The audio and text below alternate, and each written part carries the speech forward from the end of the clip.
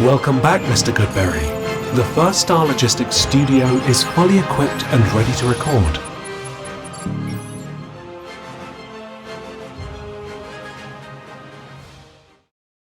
Welcome back to Bengals On The Brain, presented by First Star Logistics. I'm your host, Joe Goodberry. Episode 183. We're going to hit 200 this summer, and that's an accomplishment, an achievement. Means we've been at it for a long time as we go into our third season of Bengals football between this partnership with First Star that I'm very happy about. This next few episodes, see how long we stretch it. We're looking at building a 25-year roster of the Bengals. It's 2025. We are doing a little bit differently. You've seen some of these around the internet at this point. The last 25 years of NFL, AFC North teams, and then I've seen some Bengals teams. Shout out to John Sheeran, who had a very good team. I agreed with probably 95% of it. But he just did a starting lineup. What we're doing is we are trying to build the 53-man roster using the last 25 years of Bengals football. And these are all players that I have seen personally. When we did the top 100 greatest Bengals last summer, it was a lot of players I've never seen before. It was a learning experience for me. I mean, I probably have seen 70 of them. There was 30 guys that I legit have never seen before. There were probably 10 players on that list that I've never heard of before. Guys like Howard Fest. Didn't know who it was. Learned who he was during that episode. We're not going to string it out to 100 episodes. It wasn't 100. We did 5 per. We're not going to string it out that long. We're only going to do this in a couple episodes. But the idea is to, why this is different is because I feel like I can talk about them. I didn't have to do my research as in-depth as I did with that 100 greatest Bengals list. With this, I can talk about any of these guys right off the cuff at any point. I'm talking scouting reports. What makes this guy better than that guy? The catch is you have to play at least 25 games in a Bengals uniform to be eligible for this list. So no Terrell Owens. A couple other guys not going to make it. Mike Gesicki at tight end, just too new. Mike Gesicki's got an argument, and we'll get to that when we get to the roster. We'll start with the offense today. I don't think I'll get through the defense today, which is why I'm saying it's going to be a few episodes. I think we'll get through the entire offense today. I want to talk about every player, who would start, who was better, not just who accomplished more. Does that make sense? If a player played just 3 seasons in this 25-year stretch and didn't accumulate the same numbers as a guy who played 9 years in this stretch, it doesn't make him automatically worse. I'm going to look at it from a player evaluation perspective and try and give you a glimpse of how I view things and how I've looked at the last 25 years of Bengals football, and I think it's been a pretty fun era. Despite not getting that ultimate championship, the roster is pretty stacked, and I would put it against any teams of the last 25 years. Let's dive into the offense. I would like to start with the quarterbacks because I think it's pretty easy and simple. Obviously, we've got Joe Burrow number 1 here. I'm going to start with that. Joe Burrow, I think, is the best quarterback the Bengals have had over the last 25 years. I think there is an argument that he is the best quarterback they've had in their franchise history. The hard part, and why I'm stopping short of even saying that, is Ken Anderson, I think, should be in the Hall of Fame. Boomer Esiason and Kenny Anderson won league MVPs. Burrow should have last year. He was very close. If the team would have made the playoffs, I have no doubts he would have won it. But that is an achievement that separates one player from the next. Now, I said we're not going to worry about the achievements. We're going to do player evaluation, which is why I would say Burrow is the best. I think today's quarterbacks are just that much better than previous generations. Maybe the offenses have changed and the rules have changed to make it easier for them. But I don't think quarterbacks have ever been this accurate. I don't think they've ever been this quick in decision-making. I do think he has that old school toughness, that old school pocket mobility, and the ability to deal with guys that are just ripping your head off or reaching and grabbing you by the ankles and getting through it and making plays. He's got that, plus the new age mentality, intelligence, and pinpoint accuracy, which makes him the best of all worlds. And why is he better than Carson Palmer? Palmer didn't have that same twitchiness that Burrow had. I don't think he was the same intelligence level that Burrow is. Palmer would have his mistakes, right? He had a lot of pick sixes. We're talking about a much better arm from Carson Palmer, just a bigger, stronger dude that was once athletic. That knee injury happened pretty early in his career, and we're taking him as a whole, right? We're saying, this is what he was during that time, which is going to affect some of these other players later in the conversations later. But Carson Palmer, coming out of USC, was athletic. He had a cannon for an arm. He had great touch on his ball. He was very good control. That ball, when it flew, we'd almost be mesmerized at it watching it fly through the air. And that's why I'm putting him over Andy Dalton as well. Because think about it. If Burrow goes down on this 25-year team, we're trying to win a championship with this team. And Burrow's our quarterback. We feel good about that. If Burrow goes down, our next best chance at quarterback is Carson Palmer. No matter how you feel about him personally, whether some people are like, he was right. And that is a fine stance to take. Or, I can't stand Carson Palmer. Don't want him anywhere on this team. Fine. But you want to win a championship? Our next best guy is Carson Palmer on the roster. He can do everything you want him to. And with this talent that's around him on this offense, I think you would win it. I think you would definitely win one with Joe Burrow. And I guess we would be compared to every team's 25-year roster. So that'd be interesting as well. But the third guy, and going with 3 quarterbacks was a decision here as I had to cut down. Do you keep 3? Do you keep 2? Would you be good enough with just Burrow and Palmer? I think you would be. But just in case, Burrow's had injuries, Palmer had injuries. Maybe we should keep a third guy and a guy that was pretty durable in his career despite an untimely injury in 2015. And that's Andy Dalton. And Andy Dalton would be an awesome backup quarterback. If you argue that I don't even want Palmer, I want Andy Dalton as my backup, and we're going to cut it right there, I would understand why you would say that if you're just against Carson Palmer. Because Dalton would be, of all the teams, if you're imagining what every team's 25-year quarterback situation looks like, you're telling me Andy Dalton's your third guy? A lot of teams would be envious of that situation. I would assume even like the Patriots would be wondering who their number 2 is because they had Brady that entire time. Who would be? Is it Matt Castle? Is it the guy who got traded to Jimmy Garoppolo, right? Would probably be their number 2, but you really didn't get to see him much in a Patriots uniform. We saw Andy Dalton for a ton of games. And personality-wise, who he is as character would fit in great as a backup quarterback to be one of the glue guys of the team to make sure that team and the depth of that team is running on all cylinders. Andy Dalton would be good for that. Now, from a player evaluation standpoint on Dalton, he was not great in the pocket. He was not great with going off script and making things happen and creating. He had flashes of it, but it was one of his weaknesses. He didn't have a great arm.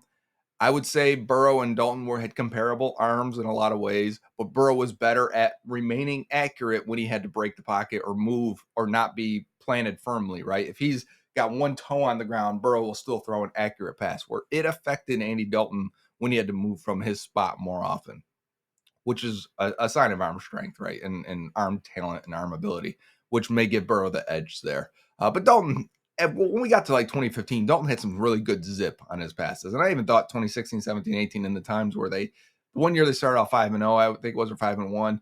I thought, was that 2018 or 17? I thought Dalton's arm looked the best it was. And he was about 30 years old at that point, and that makes sense. But the guy not making the cut at quarterback is Jon Kitna. And we're talking about a comeback player of the year with the Bengals, really set this 25-year team in motion on a good path, on a good direction when Marvin Lewis got there. Jon Kitna meant a lot to a lot of these players. I think if you talk to these players, they would say, Kit was the glue of the team. We're cutting him here. And if there's a practice squad situation, I'd like to have it just to have him on the team. But yeah, you've got to, at that point, you've got to cut someone. And I mean, that's a solid number 4 quarterback. And they've had others. There was other guys. I should have listed even everyone there just to give you an idea of what it's at. But even A.J. McCarron has had a solid career. Ryan Fitzpatrick had a cup of coffee with the Bengals, pretty much started a season with them and had a solid career, good career, maybe even a better career than Jon Kitna. But for the Bengals, I've got Kitna rated over all those guys, and I think that makes a lot of sense. I don't think there's any controversy at quarterback. I think you guys would all agree with most of that reasoning and understanding, and understand that that's a pretty strong group. A lot of teams would not have 3 deep of Pro Bowlers, 4 deep, talking about comeback player of the year type guys. Impressive for the Bengals, despite not winning a championship in this 25 years. On to running back. I'm not going to say that anymore. We know what the situation was. we're celebrating the roster and the talent they have acquired in this stretch. Running back is interesting. Running back is really good. We're talking about 3 Pro Bowl players. We've got 1 Ring of Honor player on this running back list. And now we're talking, those are achievements. So player evaluation. Corey Dillon, only 3 years of this 20, or is it 4 years? 2000, 2001, 2002, 2003 for Corey Dillon, where Joe Mixon had his entire career. Rudy Johnson had his entire career during the stretch. Giovanni Bernard had his entire career throughout the stretch. You can see already who we're cutting there. Cedric Benson. And keeping 4 running backs is part of the discussion. We'll start there. Keeping 4 because I think Gio provides something that these other guys don't, which is why I'm siding with Gio Bernard over Cedric Benson as well, because I think that's pretty close. If you need a guy to tote the rock 37 times, Cedric Benson's your guy. But with our quarterbacks and our receivers, we need some pass protection. We need someone to pick up the blitz. We need a third down back with Corey Dillon, Joe Mixon, Rudy Johnson, right? I mean, those are some big backs, some bruising backs that could carry the load. I don't need another Cedric Benson to carry the load. I need a guy to pass protect, to run routes, to be a good guy at the end of the roster again. And that is Giovanni Bernard. So starting with him at the bottom, I think makes a ton of sense. He was almost a cut when I got to here and I got to 54 players. I had to decide between him, a quarterback, a tight end, an extra offensive lineman, and maybe an extra receiver, maybe another defender. And I said, I'm keeping Giovanni Bernard. I think he can help this roster. The 3 guys, though, and finding out who your starters and maybe your 1-2 punch is, I'm going with the 1-2 punch of Corey Dillon and Joe Mixon because I think they're different enough to do that. They're going to have to figure out who's wearing number 28. But Corey Dillon, to me, is the best runner the Bengals have ever had. And I did the top 100 greatest Bengals, and I had him just 1 spot behind James Brooks. He took offense to that. It is what it is. But I think James Brooks was such a great receiver, which is why, again, I value that in leaving Giovanni Bernard again on this roster. We don't have that receiving. I don't want to say he couldn't do it because I think he could. They just never had the quarterbacks. And it was never that type of offense that he was in. But Corey Dillon never looked like he couldn't catch the ball. To me, he was known for being a bruiser, great vision, great patience, great balance, had long speed for a guy that was 230 pounds. Very similar to what you would say about Joe Mixon. But Mixon, less contact balance than Corey Dillon had. Maybe not as good a vision as Corey Dillon had. Never carried the load as often as Dillon did. But Mixon was a much better receiver. And Mixon should have been a fantastic receiver. Again, never ended up in an offense that featured him as a receiver. I don't know if he ever developed into it as well. But I think a combo of Mixon and Dillon would be crazy. And those two would run. This offensive line, when we get over to it, is so dang good that these two would have wide open lanes all the time. I think you're in great shape with that 1-2 punch there. And Rudy Johnson is underrated as the number 3 back. There's an argument that Rudy Johnson's peak 3 to 4 years is better than Joe Mixon's and Corey Dillon's. There's an argument for that. His production and what he did in that stretch is so good. Maybe the best the Bengals have had in a short period, but it was kind of short, number 1. And number 2, he didn't have the long speed that Dillon and Mixon had, right? I value that. I think I want that in my starter. Maybe Rudy Johnson's just your short yardage. Maybe just the goal line. Maybe just the backup type guy. That's crazy to me. The guy who had 1,400 yards multiple times as a runner. A pinball back there. Rudy Johnson had probably the best contact balance of any Bengals running back of this era. No doubt about it. I think as I'm thinking Corey Dillon, yeah, for sure. I would take Rudy Johnson in that category. The power, the contact balance, the vision, and being able to squirt and get skinny through the hole, and he would almost tiptoe through holes as he was going through. I think Rudy Johnson would be a very fine starter for a lot of teams on their 25-year anniversary. Nothing wrong with Rudy Johnson as number 3. I think this is a very, very good running back room. Cedric Benson, shout out to him again. We already talked about it, but rest in peace, Cedric Benson. Very, very good player. Rebounded his career with the Bengals. Those are the type of moves, by the way, that the current Bengals should be making more often. Former high picks that didn't pan out. You get them for cheap. They're hungry. They know they have the talent. They want to prove to everyone that they still have it. Cedric Benson was one of those great signings, one of those Marvin Lewis signings of that era where I felt like they did this all the time. Going to wide receiver, starting at the top. And I'm starting with 3 starters because this is very hard. I would love to see your comments of who the best receiver of the last 25 years for the Bengals is. Chad Johnson, AJ Green, Jamar Chase. A tier of their own. Clear 3 starters. And the Bengals over the last 25 years have been a 3 wide receiver, 11 personnel team. 11 personnel being 1 tight end, 1 running back. That's how we are going to run it. Sure, you're going to do at times, you're going to go 2 tight ends out there and go 12. But we're a 3 wide receiver offense of the last 25 years. So we've got Jamar Chase, AJ Green, and Chad Johnson. I'm putting Chase in the slot. I'm putting Chad and AJ Green on the outside. Green, your X receiver. You're 6'4". Put him out there, isolate him, and let him run any route. And hey, I can do this with Jamar Chase too. I'm not putting Jamar Chase down. I'm only putting him at 3 here because to represent my mind, remember to say he's in the slot because he has done more slot work than any of these guys. Chad wasn't a guy they moved around a lot. They would flip him from side to side, but they didn't move him around a ton. They didn't do a lot of motion with him. They didn't do a lot of crazy things with him. But for what Chad did, and we'll start with Chad, talking about crazy cat-like reflexes, agility, acceleration, balance, could contort his body and twist his body in the air when the ball was in there. Great ball skills. Chad's only issue would be concentration drops at times. You could see even though he acted like it, the things that surrounded him, the circus at times that he would create didn't bother him. I think sometimes they did get to him with the drops, with being imprecise on route running. One of the best route runners we've ever seen. This is a whole conversation here because Chad, from a physical standpoint, could cut and move and change direction like no one wanted to cover him when he was isolated one-on-one like that. But at the same time, his route depth wasn't always perfect. And I think that would create some of the pick sixes we saw, some of the miscommunication, some of the frustrations. But Chad was almost uncoverable. And you're for saying he's one of your 3 guys here and we can't double everyone. Good God, he would address people at corner in this situation. AJ Green, big, great ball skills, faster than you thought. And this guy ran like a 4.48, but was much faster than that. He could get downfield because his ball skills were great. He would gear up and get to that 6th gear, and he'd be blowing past corners down the field. One of the best vertical receivers we have ever seen in the NFL. One of the best the Bengals have ever had. Probably AJ Green, Isaac Curtis in terms of just verticality. AJ Green, better after the catch than people ever expected, stronger than people ever expected. I think that combination worked together in a lot of ways. There are a lot of highlights of Green catching deep balls, making somebody miss or the corner and the safety miss and taking it for the touchdown. The Raven Killer, the original Raven Killer. Now Jamar Chase he's got a lot to say about that as well. They both are. But AJ Green was that. And during that time, you just can remember the Ravens coaches and saying, one day we'll cover this guy. Maybe. I'm not confident about it. And it was true because he would find ways to beat them every single time.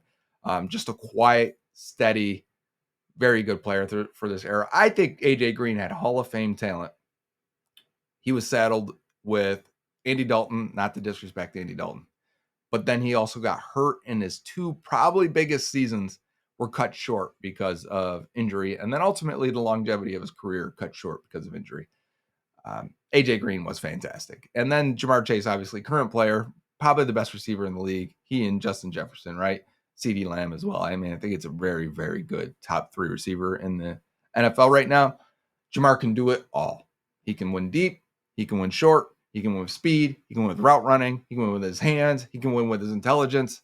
He is fantastic. He is probably the best receiver they have ever had from a talent perspective. From a put it all together, do things that these other guys can't do. He's got the power Chad doesn't have, right? He's got the underneath ability that AJ Green didn't have. He's got the quick twitch that AJ Green didn't have. I mean, I'm talking Green had good twitch for a guy who's 6'4". Chase is on another level. Chase has Tyreek Hill type speed at times where it's like, how did he get away from that guy? That's insane. How does he do that? And he's taking these dig routes and just making everyone miss and just beating angles. Jamar Chase is, for teams that have 3 number ones on this 25-year roster, I wonder how many teams have that. I'd put this up against the Steelers would probably be the only other team that say, hey, we had Antonio Brown and Plaxico Burress and Santonio Holmes. You would take and Hines Ward. You would take Chad, AJ Green, Jamar Chase over them. No question. The slot guys next. TJ Hushmanzada and Tyler Boyd. Like, these are legit slot guys. So if you wanted to get them in, if you wanted to go 4 wide, if you wanted to rotate one of the, some of these top 3 guys for a rest and let Hushmanzada get in there or Tyler Boyd get in there, I wouldn't understand, because these guys made a living in the slot. They had great careers for the Bengals. We're talking about a Pro Bowl for TJ Hushmanzada, never for Tyler Boyd. So maybe there's a gap there. Maybe I shouldn't, do it the way I kind of did. I said these are 3, and then maybe Hushmanzada is a step above Tyler Boyd. And I even think, if you're talking talent, I'm putting T. Higgins above Tyler Boyd too. I'm not going to switch it now. This isn't always exactly in order of just talent. I just wanted to put the 2 slot guys together, Hushmanzada and Tyler Boyd, because I was making the 53 and trying to figure out, I need specific players for specific positions. But both of them, great route runners, physical, tough, intelligence, thought like a quarterback, and knew how to adjust routes and do the dirty work inside, and were willing blockers that could do a little bit after the catch. Both guys, very good players. In the ring of very good, in the hall of we should not forget these guys. Don't know if they're Hall of Fame, Ring of Honor, obviously not Hall of Fame, but like I'm talking franchise Ring of Honor. I don't know that either one makes that, but we should not forget those guys. They were very, very good and instrumental in some of these other guys like Jamar Chase and AJ Green and Chad Johnson, right? They helped those number ones while feeding off of being the number 2. And then you have T. Higgins rounding out the room. We're keeping 6 here. T. Higgins, talent-wise, probably number 4 in this era. And I say probably because, Chris Henry, we see the guys that are great out there. Chris Henry, talent-wise, crazy. Even Peter Warrick, talent-wise. Marvin Jones had a long career. Talent-wise, maybe similar tier to T. Higgins. Mohamed Sanu probably below, right? He's more in the Tyler Boyd or just below that, and never had the longevity that those guys had. Slot guys don't tend to have that longevity. Tyler Boyd's career is already coming to an end. TJ Hushmanzada didn't have much more after he left the Bengals either. But T. Higgins, to me, one of their best vertical players. Again, very similar to AJ Green. If he wore the same number, there would be times where you'd probably have to take a double take. Is that the same? To be able to play above the rim, to go up and get the ball, and to be a vertical guy that had surprising agility and burst, and a little bit of yak, be that powerful yak, that power forward yak type. They're very similar players. T. Higgins, if healthy, he already signed this extension. He's going to end up in the top 4 to 5 of Bengals receivers all time without the accolades, right? Without the Pro Bowls and stuff like that. We'll see if he gets it. His Super Bowl performance stands out as one of the best of all time. T. Higgins deserves a spot on this list here. And I think if you look around the league and say wide receiver number 6 over the last 25 years, your team got a wide receiver 6 of T. Higgins, doubt it. I doubt it. Big time there. But Marvin Jones, long career. He's probably on the Lions' top 25 receivers list. He could have made ours. Talent-wise, he was there. He missed 1 year because of injury. There was 1 year where he and Sanu were battling for who's going to play. But he had one fantastic year for the Bengals and deserves an honorable mention here. And at least the thought of, hey, if there is a practice squad and one of these receivers go down, you may be calling Marvin Jones. But Peter Warrick could give you something that these other guys didn't. And if we need return men, which later we'll get to that, Peter Warrick could be one of your return men. Chris Henry, talent-wise, as good as a lot of these players. Obviously didn't have the longevity, had his character issues and things he had to battle and deal with, right? I'm not saying he was a bad person. He felt like it was things he dealt with and had to fight through to have the moments he did have. Chris Henry was fantastic. And then Mohamed Sanu, worthy of a mention here. One of the best Swiss Army knife players they've had in this 25 years. Never became a great player, had a long NFL career, solid player. I see why he's not making the roster, but deserved a shout out. And then moving on to the last position I think we'll get to, because I'm trying to keep these episodes at 30 minutes, and we've gone so long already talking about the skill positions. Let's finish it with the skill positions. We'll probably do offensive line next, maybe offensive, defensive line next episode, and then the back half of the defense and special teams in a third episode. We'll see if we get there again. I like talking about these players. I don't want to skip out on any of these guys and gloss over them too much. Tight end, to me, interesting position. Not a strength of the Bengals over 25 years. There's going to be a lot of teams that are better at tight end. It would say we're better than your tight ends. But listen, with our receivers and running backs and O-line, do we really care? We just need them to be complementary splash players. maybe even role players. In the top 3 here, I had to cut one to get down to 53. I cut CJ Uzomah. I had Gesicki written there until I came up with the 25 games played because we needed a cutoff, right? So Gesicki, just a shout out to Gesicki. One more year here, and you're probably making this list. Maybe. Let's talk about these other guys. Cut CJ Uzomah. The last cut I made to get to the 53 was Uzomah. Good player for the Bengals, right? That he was the glue guy during that Super Bowl run as well. Instrumental in just being those character guys. You need those guys that are maybe personality wise better than they actually are on the field, but do their jobs at a great level. One of those guys, again, that I kept on the roster is going to be Reggie Kelly. We're talking about a guy that was a glue guy of that early 2000s team, that 2005 and that era team. People on the team loved Reggie Kelly. When he went down and tore his Achilles, if you remember that, I think that was during a Hard Knocks episode, there were tears on players and teammates' faces and coaches, and that, like, this is a guy that meant a lot. Reggie Kelly was one of the best blockers of that generation. You see now, today, those random blocking tight ends. Who was it the other day? Josh Oliver got extended with the Vikings, right? First, Josh Oliver got a big extension when he was in free agency, and then got extended by the Vikings just a week or so ago. And it always looks funny when these blocking tight ends get these deals, and you go, man, these teams are tripping. And they're like, no, it's hard to find a guy that can do what these blocking guys do. And Reggie Kelly was that. We don't have that with a lot of these other guys. Like Uzomah was an okay blocker. Gresham was an okay blocker because he was so strong and long, but so mechanical that it hurt him to adjust. Reggie Kelly, far and away the best blocker on this list. And he can do some fullback stuff for you too. He did that. The Bengals were a heavy 11 personnel team, and they detach him, move him, put him in behind the line, on the line, off the line. He could do a lot. He was not the slot guy. He was not the guy that you could rotate out and shift out and run routes. But one of the best blockers, their best blocking tight end of the last 25 years, easily. At tight end number 3, we're kind of bouncing around here. Jermaine Gresham. Gresham has the most accolades of any tight end over the last 25 years. You know, you look back at his career, and yeah, he never turned out to be Rob Gronkowski and Jimmy Graham from the same draft, and the Bengals took Gresham in the first round. But Gresham had a long and productive career. He had Pro Bowls with the Bengals and the Cardinals.